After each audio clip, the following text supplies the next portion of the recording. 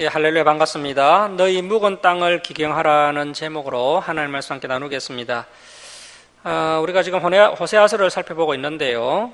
이 호세아서는 하나님의 심판이 선포되고 있기 때문에 오늘날 교회에서 잘 살펴보지 않습니다.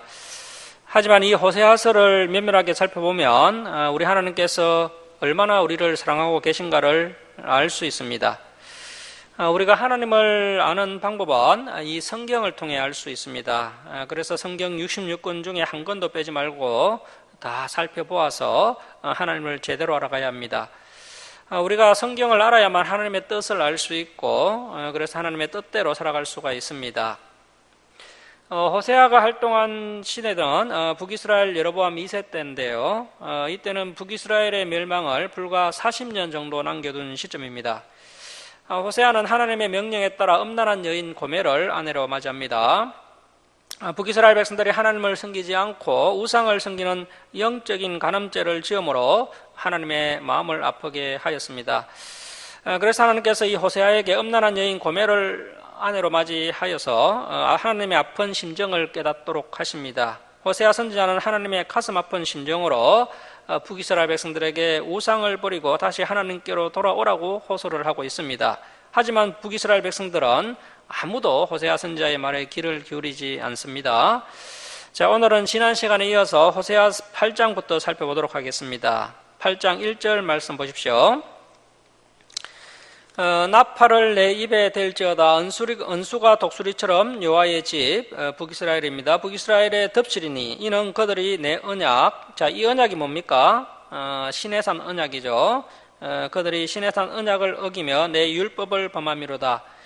자, 그래서 하나님의 언약을 어기는 것이 죄입니다. 하나님의 언약 곧 율법은 하나님의 말씀이라고 할 수 있죠.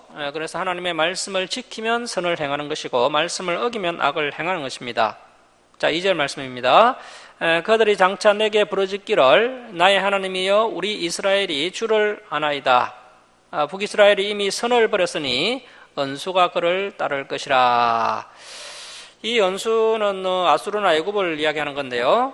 북이스라엘이 하나님을 따르지 않고 이렇게 망할 것을 따라갔다는 것입니다. 종교개혁자 존 칼빈은 선이라는 것은 하나님의 뜻대로 살아가는 삶을 선이라고 이야기합니다. 우리가 보기에 세상에는 선한 사람들이 참 많죠. 하나님을 믿지는 않지만 좋은 일을 하는 사람들이 많습니다. 하지만 성경적으로 보면 그것이 정말 선한 것이 아닙니다. 정말 선한 것은 하나님의 뜻대로 살아가는 삶이 선한 삶입니다. 존 칼빈은 그렇게 해석을 하고 있습니다.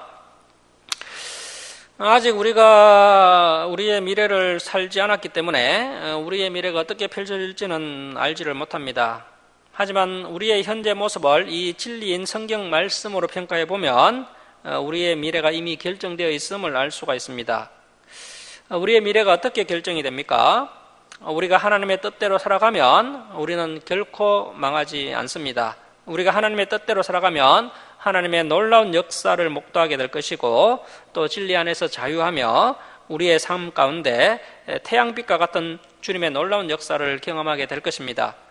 하지만 우리가 주일 예배를 드리고 11조를 드리고 수많은 종교 행위를 한다 할지라도 우리의 삶 가운데 하나님의 말씀대로 살아가는 부분이 없다면 우리 역시 열매 없는 무화과 나무와 같아서 하나님의 심판을 맞이할 수밖에 없다는 것입니다. 진리는 이렇게 우리의 미래를 분명하게 약속하고 있습니다. 자, 4절 말씀 보십시오. 그들이 왕들을 세웠으나 내게서 난 것이 아니며 그들이 지도자들을 세웠으나 내가 모르는 바이며 그들이 또 은검으로 자기를 위하여 우상을 만들었나니 결국은 파괴되고 말리라. 사마리아여 내 송아지는, 자, 이 송아지는 이제 북이스라엘이 섬기는 금송아지 우상을 말하는 겁니다. 금송아지 우상은 벌어졌느니라. 내 진노가 무리를 향하여 타오르나니 그들이 어느 때에야 무죄하겠느냐. 이것은 이 금송아지는 북이스라엘에서 나고, 자, 그래서 북이스라엘 초대왕 여로보암이 금송아지 우상을 만들었습니다. 자, 이 금송아지는 장인이 만든 것이라 참신이 아니니 사마리아의 금송아지는 산산조각이 나리라.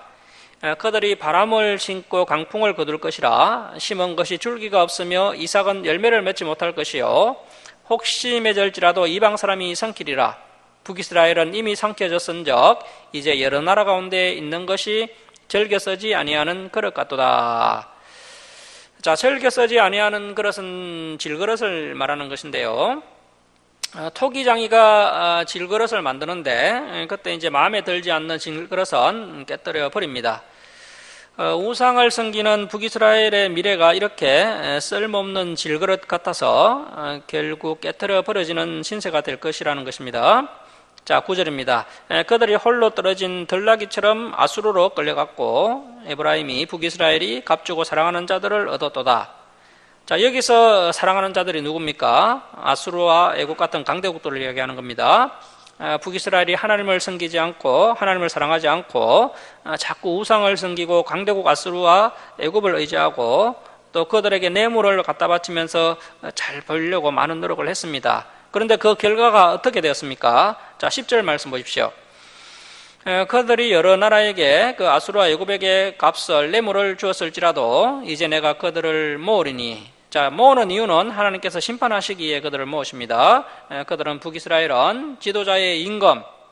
자, 지도자의 임금은 당시 각 강대국 아수르 왕을 이야기하는 겁니다. 아수르 왕이 지어준 짐, 이 짐은 이제 속국에게 바치도록 했던 조공을 말하는 건데요. 그 조공이 얼마나 많았던지 그 조공으로 말미암아 세하기 시작하리라. 에브라임은 죄를 위하여 우상 제단을 많이 만들더니 그 제단이 그에게 범죄하게 하는 것이 되었도다. 내가 그를 위하여 내 율법을 망가지로 기록하였으나. 자, 하나님께서 말씀을 망가지로 하셨다는 것이죠. 왜 이렇게 말씀을 많이 하셨을까요? 하나님께서 그만큼 이스라엘 백성들에게 관심이 많으셨다는 것이고 그만큼 또 사랑하셨다는 것입니다. 그리고 또 한편으로는 그만큼 이스라엘 백성들이 하나님의 말씀을 듣지 않았기 때문에 하나님께서 많은 말씀을 하셨던 것이죠. 자, 계속 보십시오. 그런데 그들은, 그 이스라엘 백성들은 그러한 하나님의 관심과 애정을 이상한 것으로 여기도다. 자, 여러분, 하나님께서는 그득그득 반복해서 말씀을 하고 계시죠. 자, 이처럼 하나님께서 이스라엘 백성들이 하나님의 말씀을 듣지 않고 깨닫지 못하니까 반복적으로 최선을 다해서 권면을 해보시지만 이스라엘 백성들은 하나님의 말씀을 이상한 것으로 여깁니다. 이상한 것으로 여겼다는 것은 하나님의 말씀을 귀찮게 여겼다는 것이죠. 하나님의 율법이, 그 하나님의 말씀이 자신들에게 희망과 소망을 주는 복과 은혜의 말씀인 줄을 모르고 자신들의 삶을 구속해서 자신들을 귀찮게 하는 것으로 생각했던 것입니다. 오늘날도 많은 성도님들이 하나님의 말씀을 자신의 그 자유를 구속하는 아주 귀찮은 것으로 여기는 그런 안타까운 현실을 볼 수 있습니다. 자, 13절 말씀 보십시오. 그들이 내게 고기를 제물로 드리고 먹을지라도 여호와는 그것을 기뻐하지 아니하고 이제 그들의 죄악을 기억하여 그 죄를 벌하리니 그들은 애굽으로 다시 가리라. 자, 북이스라엘 백성들이 정말 애굽으로 가게 된다는 것은 아니고요. 예전에 애굽에서 430년간 종살이 했던 것처럼 이제는 아수르의 포로로 끌려가서 종살이를 하게 된다는 뜻입니다. 그래서 다시 한번 말씀드리지만 하나님께서 저와 여러분에게 진심으로 원하시는 것은 우리의 삶 전체가 거룩한 산 제사로 하나님께 드려지길 원하신다는 것입니다. 가정한 예식적인 예배를 원하시는 것이 아니라 진정한 삶의 예배를 원하십니다. 자, 14절 말씀 보십시오. 자, 14절 우리 함께 읽겠습니다. 자, 시작. 이스라엘은 자기를 지으신 이를 잊어버리고 앙궁들을 세웠으며 유다는 견고한 성읍들을 많이 쌓았으나 내가 그 성읍들에 불을 보내어 그 성들을 삼키게 하리라. 자, 여기서 이 앙궁은 경제적 부를 의미합니다. 그리고 불은 전쟁을 의미합니다. 그래서 이러한 화려한 앙궁들과 또 경제적인 부와 견고한 성읍들이 그들을 지켜주지 못한다는 것입니다. 전쟁으로 인해서 이러한 것들이 다 불에 타서 사라져 버린다는 것입니다. 하나님께서 북이스라엘의 마지막과 또 남유다의 마지막을 전쟁을 통해서 징계하셨던 것처럼 앞으로 인류의 마지막 때도 큰 전쟁들이 계속해서 일어나게 될 것입니다. 그러한 예언이 요한계시록에 기록되어 있습니다. 그래서 우리의 다음 세대가 이 마지막 때를 준비하는 방법이 다른 것이 아니라 하나님을 아는 지식을 쌓는 것이고 또 하나님의 말씀대로 거룩한 삶을 살아가는 것입니다. 그러한 자들을 하나님께서 끝까지 지켜주실 것입니다. 자, 이제 9장은 역시 이제 호세아가 북이스라엘의 죄악을 지적하면서 하나님의 심판을 선포하고 있습니다. 자, 9장 1절 말씀 보십시오.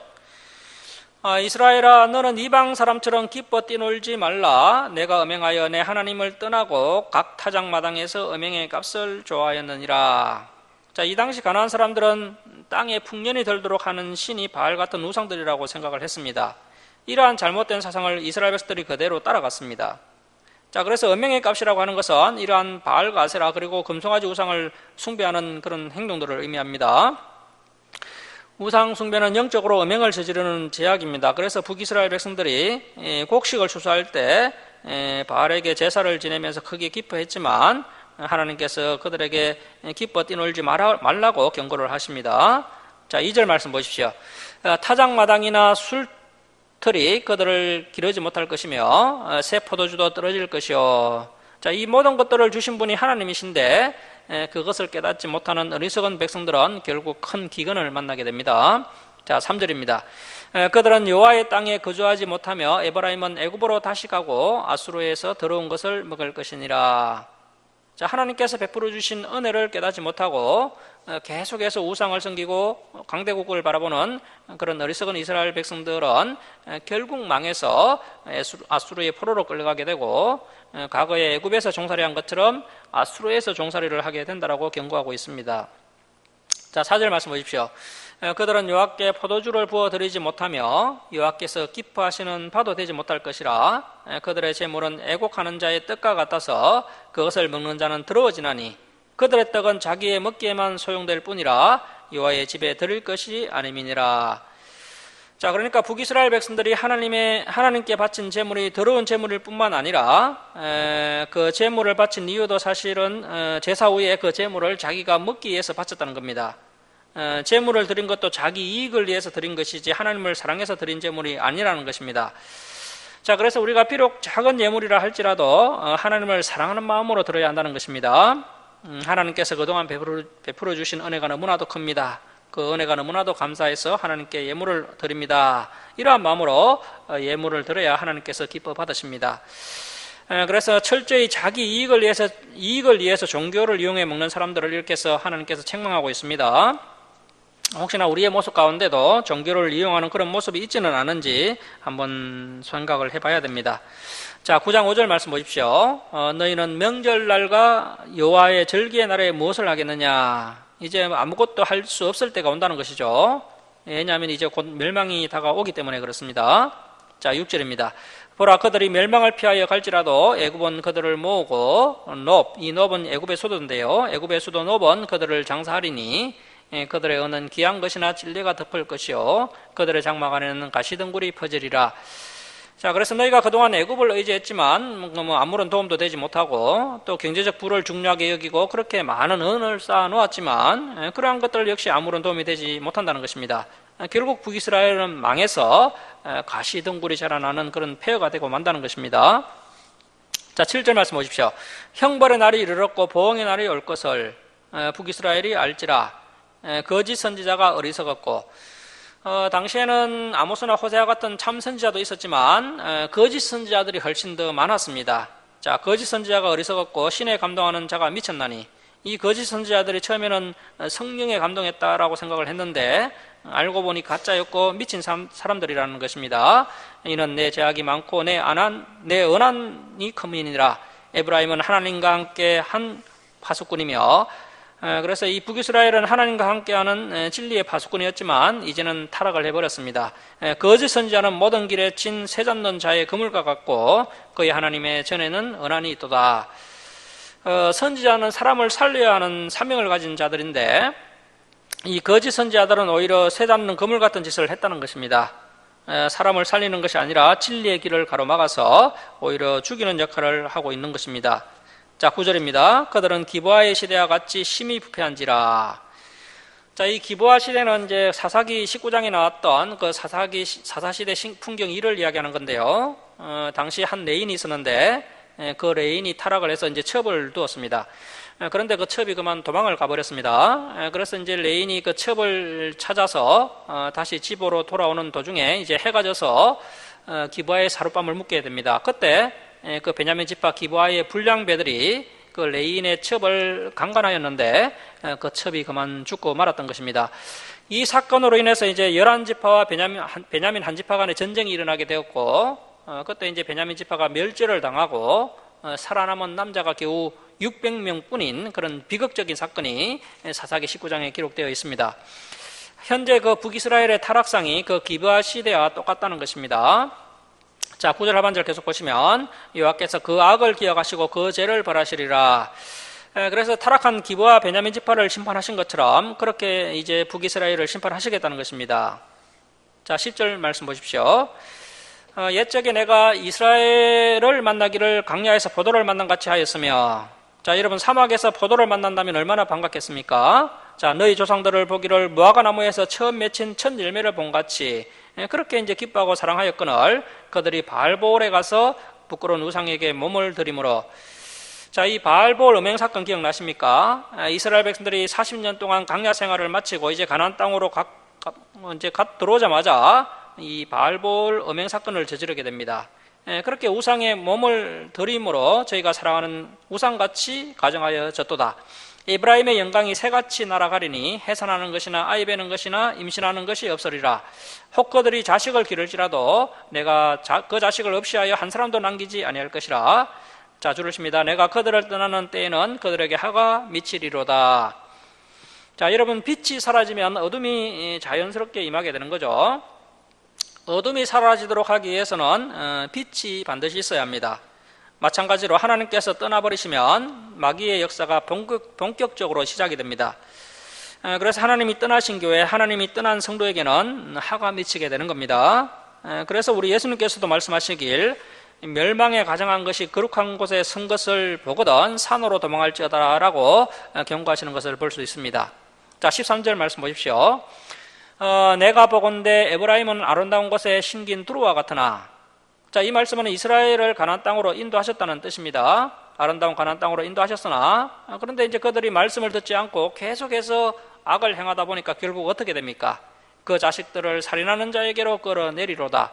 여호와여 그들에게 주소서. 무엇을 주시려나이까? 아이 베지 못하는 태와 젖없는 유방을 주시옵소서. 자, 이 아이 베지 못하는 태와 젖없는 유방은 저주를 상징하는 것입니다. 호세아 선지자가 하나님의 복을 빌어 주어야 하는데 얼마나 이 북이스라엘 백성들이 타락을 했으면 그들에게 저주를 기원하고 있습니다. 자, 15절입니다. 그들의 모든 악이 길갈에 있으므로. 자, 이스라엘 백성들에게 이 길갈은 정말 잊을 수 없는 장소이죠. 길갈은 이스라엘 백성들이 이제 요단강을 건너서 가나안 땅에 입성을 했을 때 가장 먼저 진을 쳤던 장소이고, 하나님께서 또 이 가나안 땅까지 인도하신 그 하나님의 은혜와 사랑에 너무 감사해서 그 길갈에 또 기념비까지 세웠던 장소였습니다. 그래서 신앙적으로 아주 중요한 장소였던 길갈이 이제는 베델과 함께 우상 숭배를 하는 아주 대표적인 장소가 되었다는 것입니다.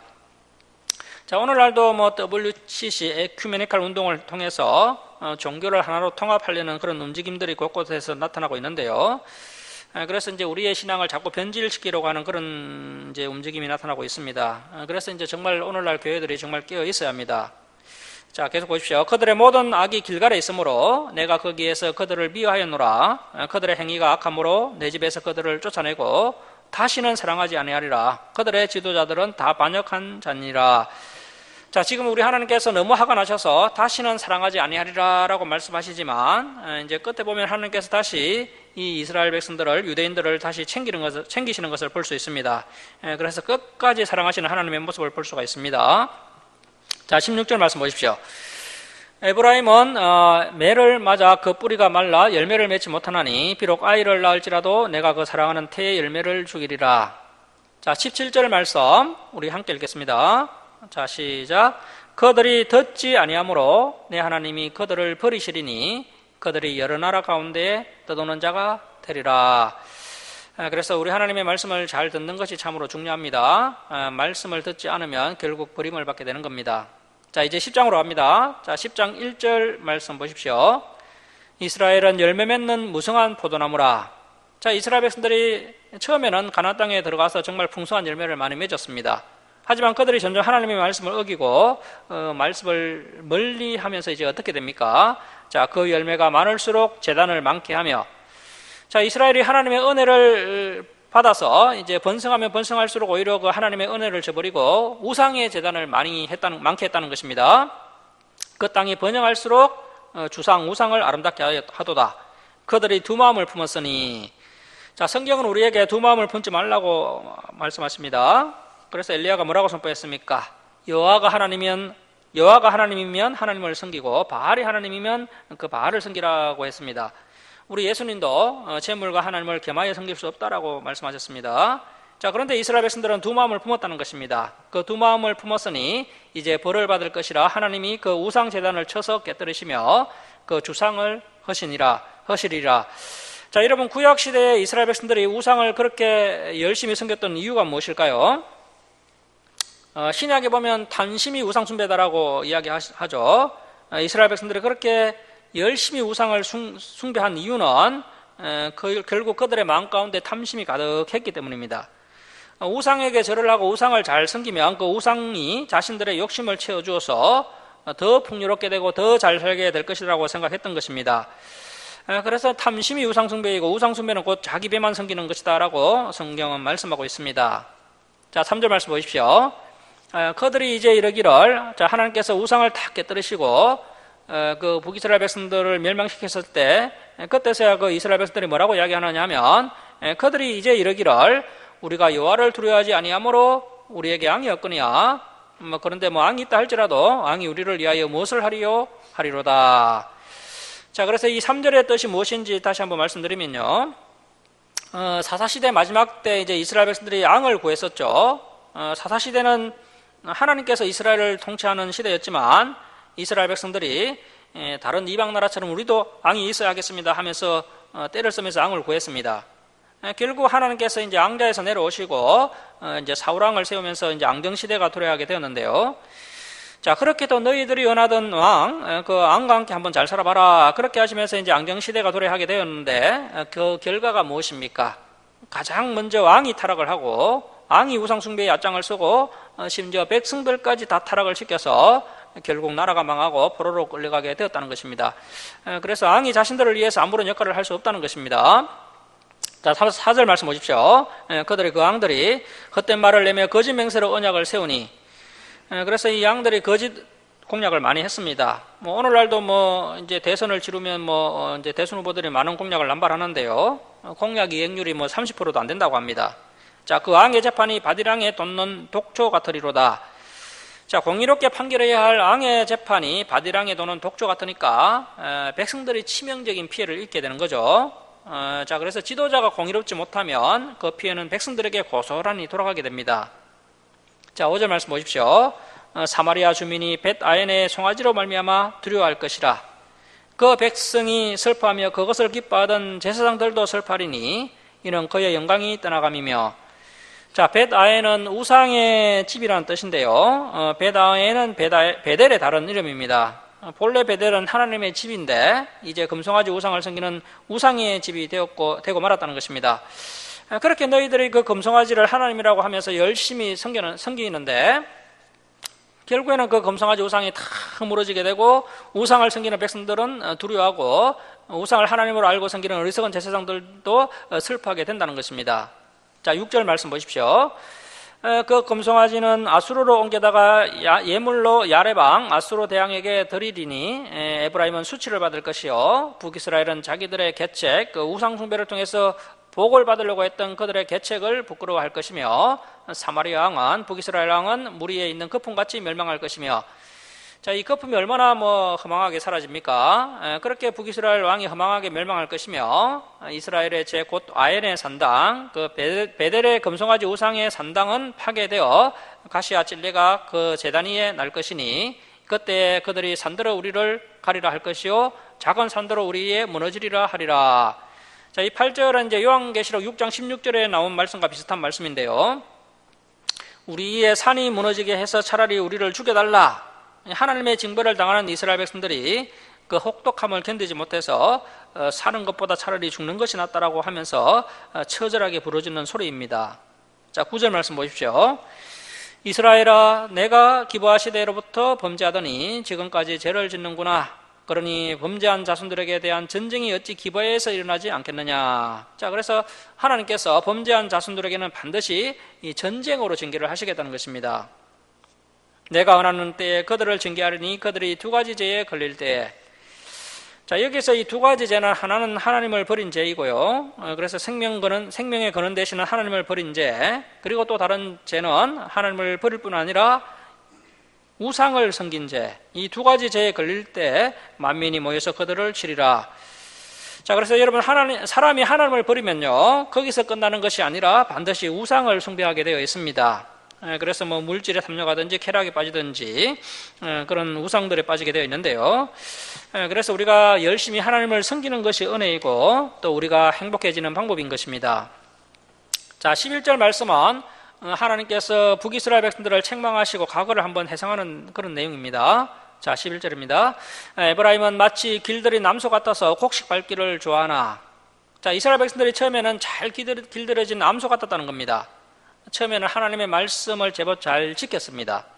애굽에서 430년간 종살이하는 그 이스라엘 백성들을 하나님께서 애굽으로 불러내어서 가나안 땅에 들어가게 하셨는데요. 그들이 하나님의 은총을 잊고 이제 좀 풍요로워지니까 우상 숭배를 하기 시작했다는 겁니다.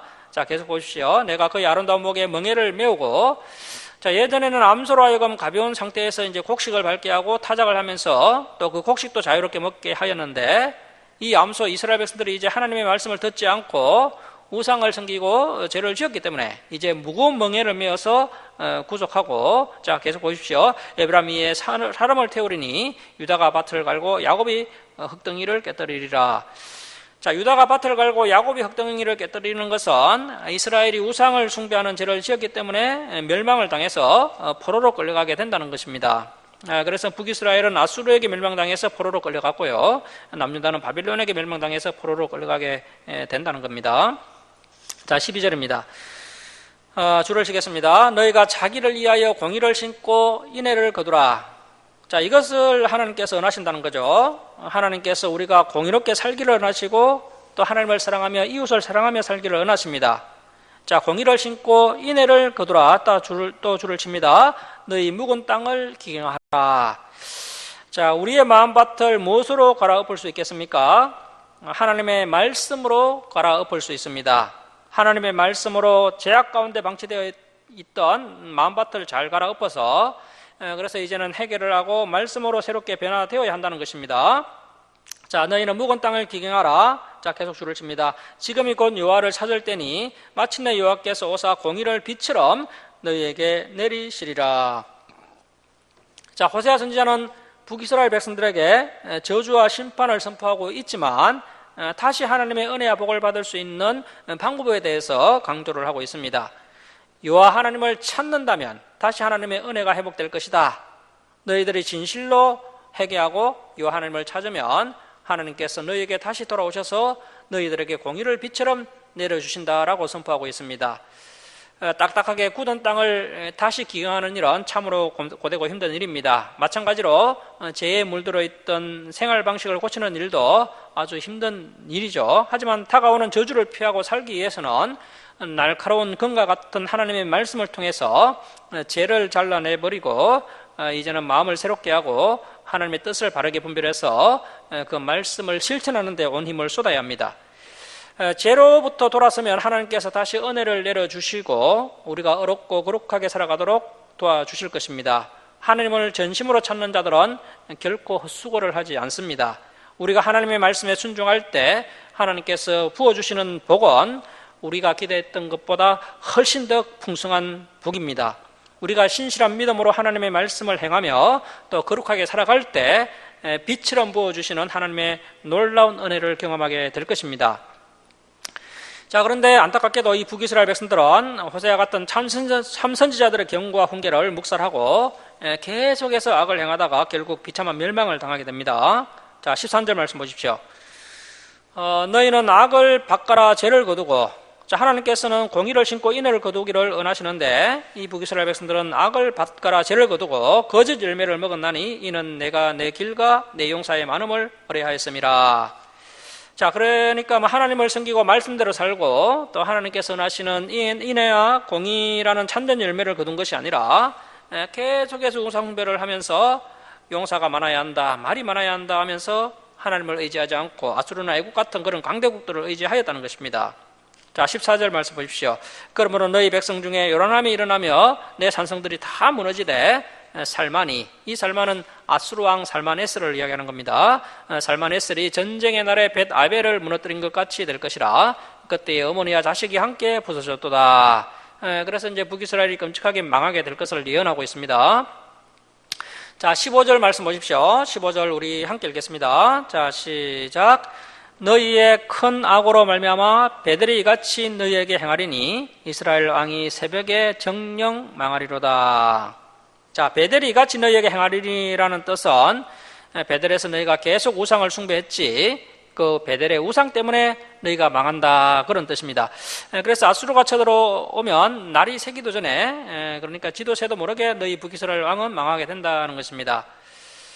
자, 이 호세아서를 보면요, 하나님께서 북이스라엘을 이렇게 심판하시겠다라고 이제 말씀하시다가 갑자기 또 북이스라엘을 다시 회복시켜 주시겠다고 말씀하시는데, 이러한 부분은 그 하나님의 사랑과 하나님의 공의가 계속해서 하나님의 마음속에서 왔다 갔다 하시는 것입니다. 그래서 타락한 이스라엘 백성들 때문에 하나님께서 정말 이러지도 못하시고 저러지도 못하시는, 정말 어찌할 바를 몰라 하시는 그런 안타까운 모습을 볼 수가 있습니다. 자, 이제 11장으로 갑니다. 11장 1절 말씀 보십시오. 이스라엘이 어렸을 때 내가 사랑하여 내 아들을 애굽에서 불러냈거늘 선지자들이 그들을 부를수록 그들은 점점 멀리하고. 자, 하나님께서 이스라엘 백성들을 너무 사랑하셔서 잘못된 길을 갈 때 선지자들을 보내셔서 계속 돌아오라고 부르셨다는 겁니다. 그런데도 북이스라엘 백성들은 하나님의 사랑을 알지 못하고 오히려 그 하나님을 너무 부담스럽게 여기고 점점 더 멀리합니다. 자, 하나님을 멀리하고 바알들에게 제사하며 아로새긴 우상 앞에서 분향하였느니라.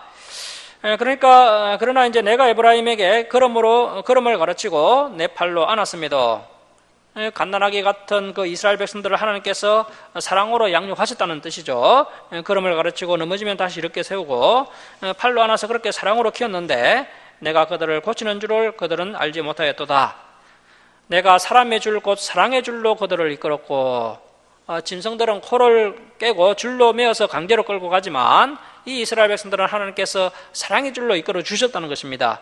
인격적으로 사랑으로 그들을 이끌었고 그들에게 대하여 그 목에서 멍에를 벗기는 자같이 되었으며, 본래 애굽에서 무거운 멍에를 메고 430년 동안 종살이 하였는데 그 멍에를 하나님께서 벗겨주셨습니다. 그리고 그들 앞에 먹을 것을 두었노라. 또 광야에서 만나를 내려주시면서 그들을 이끌어 주셨다는 것이죠.